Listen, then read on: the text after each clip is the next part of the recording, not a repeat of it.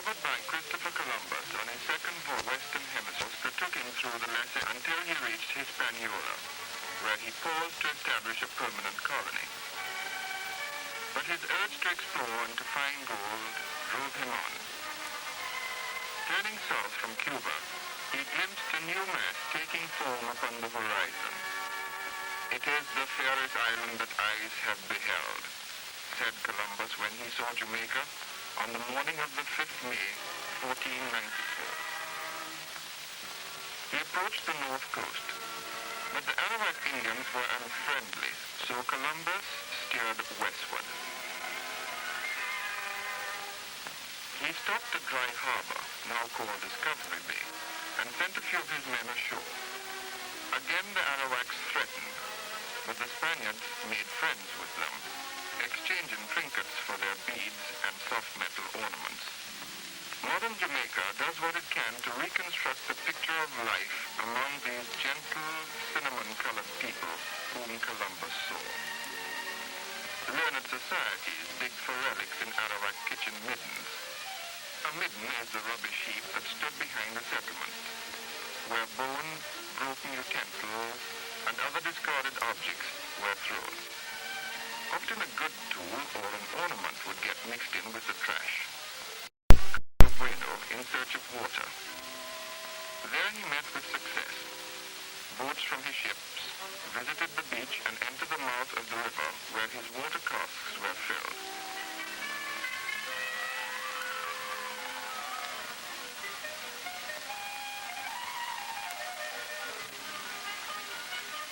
Upon his return to Spain, Queen Isabella asked him to describe this Jamaica which he praised so highly.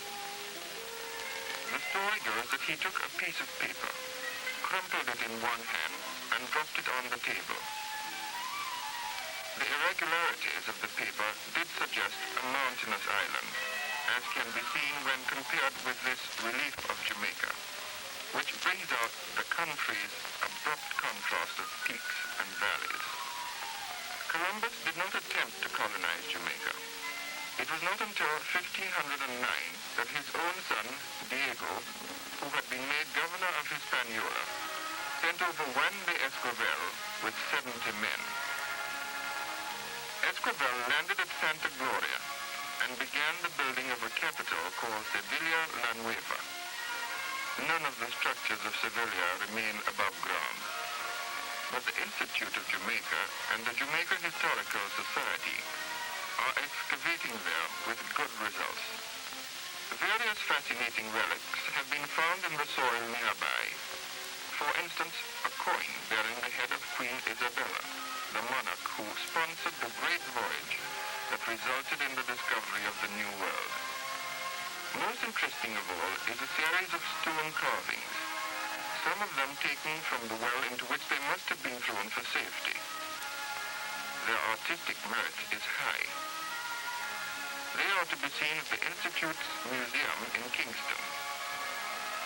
Various other objects of Spanish origin have been discovered. Also, more surprisingly, Arawak origin.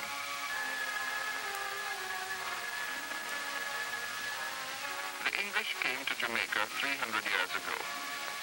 The expedition, commanded by Penn and Venables, entered Kingston Harbor and sailed close to the western shore opposite the tip of Palisados, then to the mouth of the Rio Cobre. A defense called a passage fort stood there. Feebly manned, it was carried without difficulty, and the English proclaimed Jamaica annexed. This was only the prelude to guerrilla warfare. The native-born Cristobal Ronaldo Yisasi used a narrow-mast inlet near St. Anne's Bay as a hiding place, which was called after him Don Christopher's Cove. In 1658, he received additional troops and cannons from Cuba, so he built a fort at Rio Nuevo as the starting point for regaining control. Here, Doyle must have put his men ashore from the ships that had brought them from the south coast. 6 times, the records tell us, the English charged before they were successful. Guns thundered from both the fort and the ships.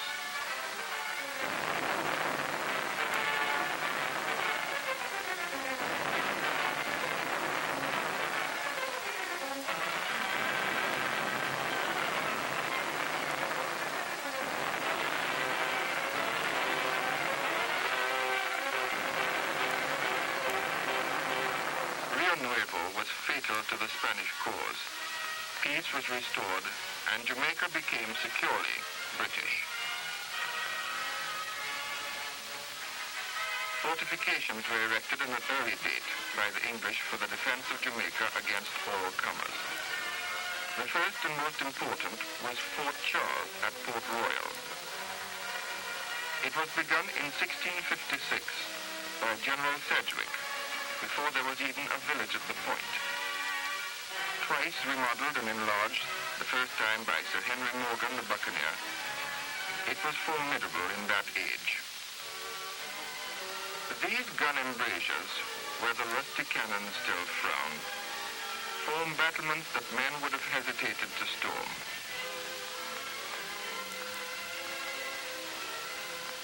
More than a century after it was built, Horatio Nelson, as a young officer, commanded Fort Charles. Here is the platform, Nelson's quarterdeck, which he used to pace, looking out to sea, hoping the French would attack and give him a chance of glory. It became necessary to have stronger works than Fort Charles, so Fort Augusta was built on the western side of Kingston Harbor. The impressive ruins might lead a visitor to think that it had endured a terrible siege. Actually, Fort Augusta never fired a shot. It was blown up when its powder magazine was struck by lightning.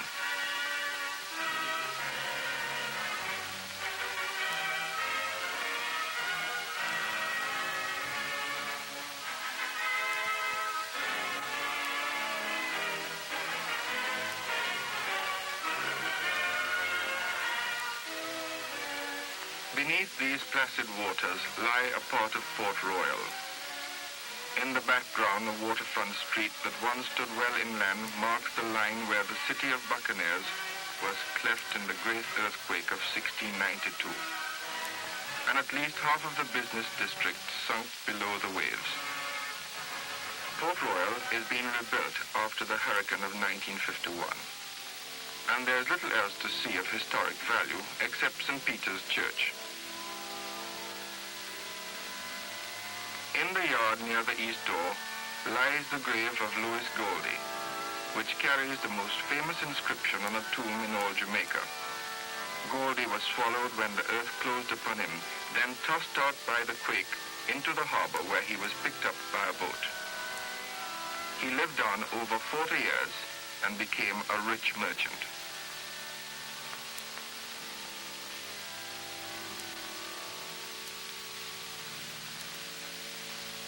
Inside the church, there is a plaque to Goldie as one of its founders and first church warden.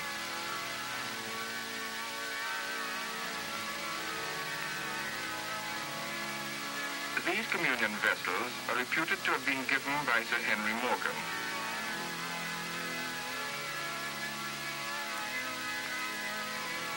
Slave artisans carved this organ loft early in the 18th century.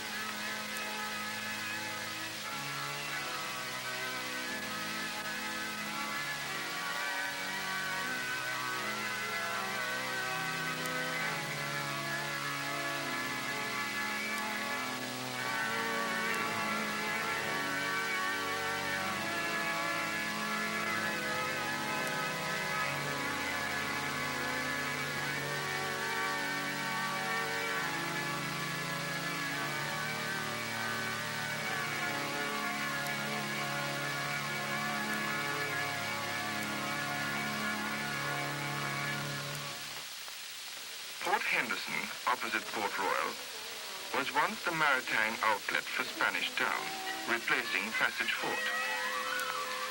The warehouses and taverns that flourish there are now but hollow shells where children play. The tides of commerce now flow in other directions, chiefly through the growing metropolis of Kingston. Spanish Town, the second capital under the Spaniards, and the first under the English rule, can never lose its charm and historical value. The central square is a pure Spanish plaza, which has lasted unaltered except for the fine 18th century buildings that surround it.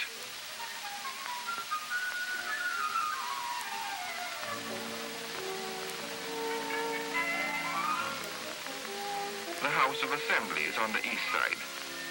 It has recently been restored, and the spacious rooms are used for parish purposes.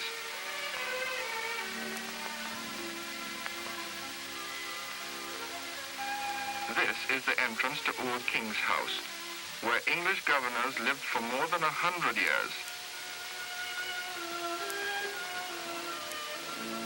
On the north side of the square is the record office, and also a handsome memorial to Admiral George B. Rodney, who by winning the naval Battle of the Saints, saved Jamaica from capture by the French.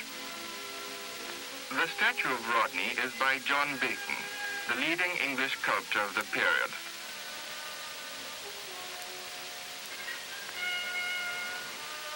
The carved embellishments of the memorial are symbolic of victory.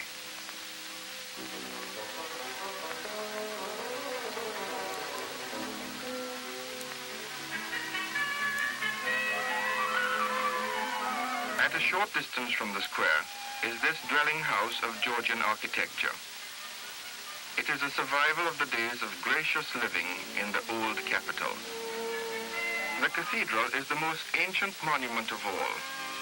It is on the foundations of a Spanish church and has been twice reconstructed. This is Jamaica's Westminster Abbey. Many of the early settlers, military leaders and governors are buried here. Some lie in vaults beneath the pavements of the building, and others in the churchyard. Pause before the memorial of the Earl and Countess of Effingham. It is by John Bacon, the sculptor of the Rodney statue, and is regarded as the finest piece of art in Jamaica. Effingham served as governor. Beneath this slab rests Colonel John Colbeck, an officer in the army that conquered the Spaniards. Colbeck built a huge structure near Spanish Town, partly as a residence, partly as a fort, where the militia could gather to repel invaders. It came to be known as Colbeck Castle. Generations of travelers have visited the imposing ruins.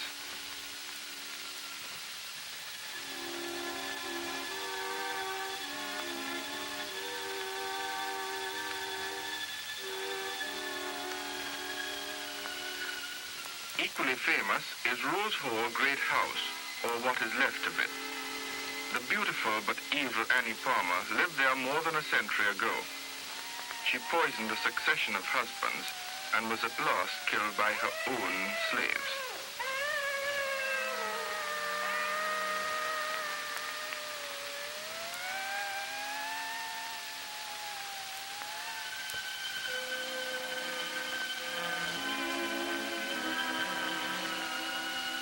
Stokes Hall was another and older great house, gutted by recent times.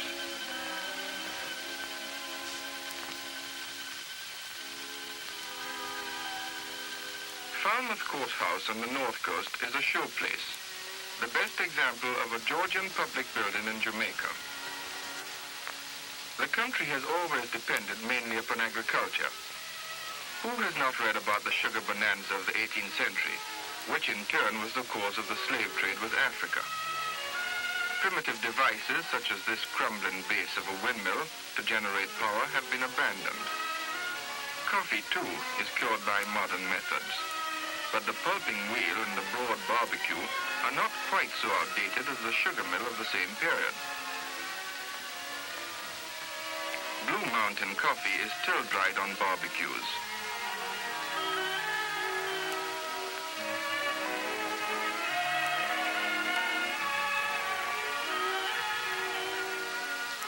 The first botanical gardens was established at Bath and St. Thomas. Luckily, some of the original areas have been preserved as a park.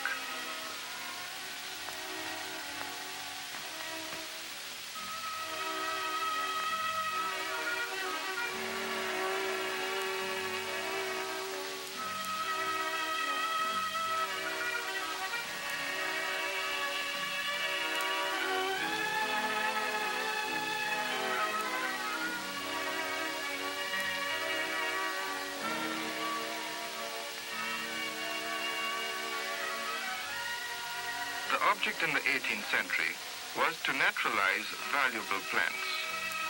For introducing the breadfruit from the South Seas, Captain Bligh was paid a bonus of 1,000 guineas.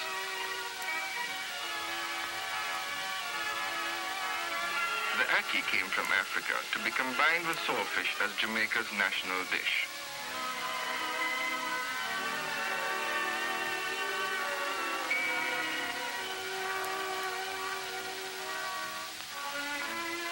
Mangoes of various kinds originated in India.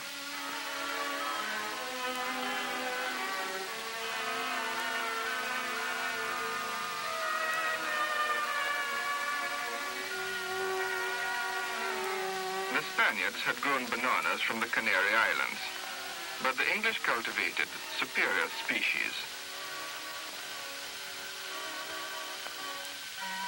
Filippo's Chapel in Spanish Town commemorates the struggle for Negro emancipation. In this chapel in Spanish Town, the Reverend James M. Filippo preached ardently against slavery. He wrote a book dealing with his experiences.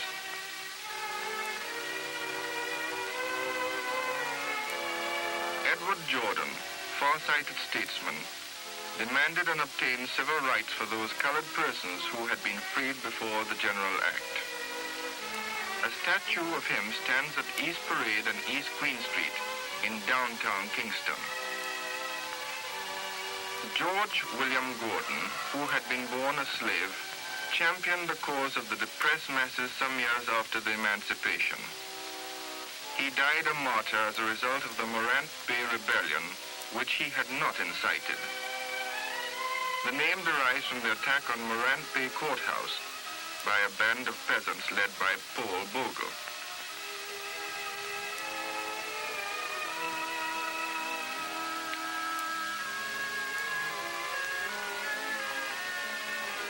Jamaica's loveliest exhibits are her vivid blossoming trees. A few must suffice. This is the Cassia fistula with its golden clusters. This is the acacia.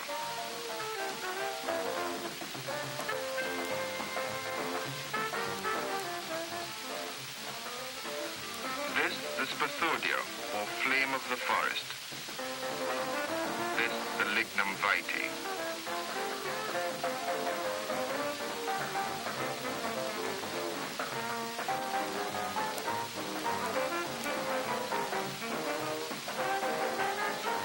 And most gorgeous of all, the scarlet poinciana.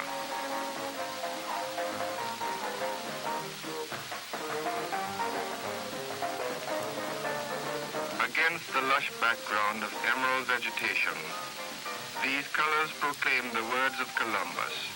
It is the fairest island that eyes have beheld.